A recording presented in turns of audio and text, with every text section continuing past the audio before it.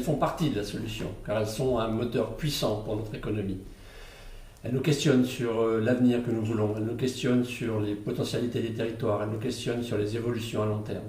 Mais il existe d'autres leviers, comme la sobriété, l'efficacité énergétique, qui sont des réponses individuelles, à court terme et mobilisables immédiatement.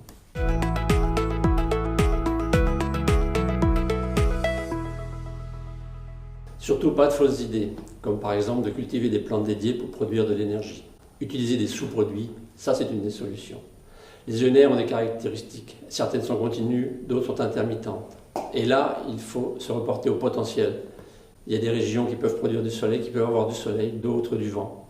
Et sur ces deux exemples-là, si on ne développe pas des réflexions sur le stockage, sur la gestion des flux, sur la gestion des réseaux, on risque d'avoir des blocages très rapidement.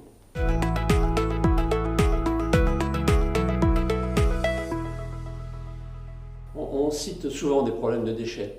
Certes, il reste quelques matériaux difficiles à recycler dans les ENR. Par exemple, les pales de certaines éoliennes, par exemple, quelques métaux lourds, métaux précieux dans les panneaux solaires. Mais tout le reste se recycle. Il faut avoir confiance en l'ingénierie, il faut avoir confiance en la recherche. Mais pour cela, il faut de la recherche et développement et des crédits en conséquence.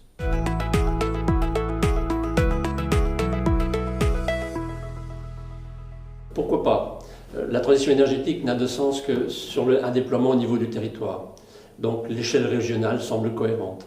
Pour autant, il faut une cohérence politique. Et si je prends l'exemple de l'éolien, on demande à la collectivité région de mettre en place un schéma éolien, de développer l'éolien, et dans le même temps, on envoie tous les bénéfices des taxes vers d'autres collectivités.